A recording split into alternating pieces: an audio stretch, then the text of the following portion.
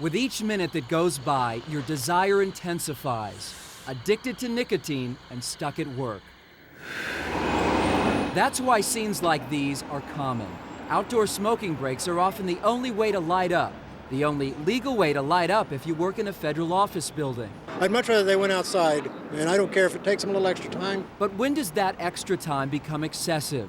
A study conducted by the tobacco industry itself says on average smokers spend up to 40 minutes a day smoking outside. Another study conducted for a Michigan hospital system came up with a similar number. An average of 39 minutes of each workday is spent on smoking breaks.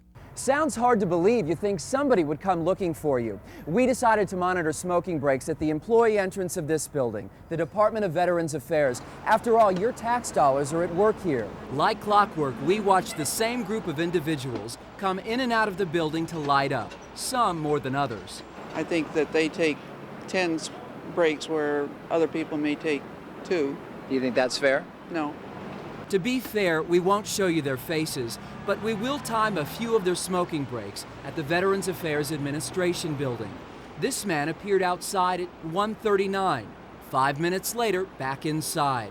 1 hour later, he reappears for another smoke, maybe 2. He doesn't head back inside for 17 minutes, and throughout the day, it's a similar pattern every hour. 6 minutes, 9 minutes. His smoking breaks added up to more than 37 minutes in just 4 hours. Here's another smoker who spent plenty of time outdoors on this afternoon. At 1:22, she lights up. At 1:35, she heads back inside. That's a 13-minute smoking break. The same woman is back again an hour later for 11 more minutes and another 12 minutes the next hour. Did you notice that little dance? At this point, employees discovered our undercover camera across the street. But even knowing that, the smoking breaks for some individuals didn't get any shorter. We watched this woman leave for the day at 4:20. That's 36 minutes of smoking time in just 3 hours. It really is a cost to the employer. The National Executive Vice President of the American Lung Association isn't surprised at these smoking patterns. This is the most addictive product that you can find, more addictive than heroin. These people have to get to a point where it's legal for them to smoke. Here's one more example of a federal worker at the Department of Veterans Affairs that appears to be taking excessive smoking breaks. 2:28, his smoke lasts for 15 minutes before he heads back inside.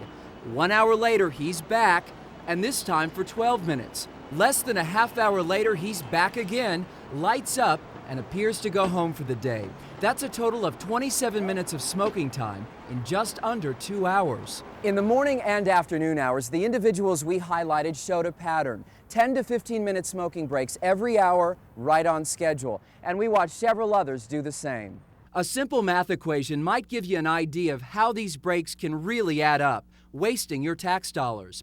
If a smoker takes 35 minutes a day to light up, in a week, that adds up to nearly 3 hours. Over a year, that's about 3 full-time work weeks. It's unfair to... James Hawley, a Deputy Assistant Secretary at the Department of Veterans Affairs, doesn't make excuses. I don't doubt at all you've uncovered a problem, and I think it needs to be addressed. And I think probably there are some egregious situations that particularly need to be paid close attention to.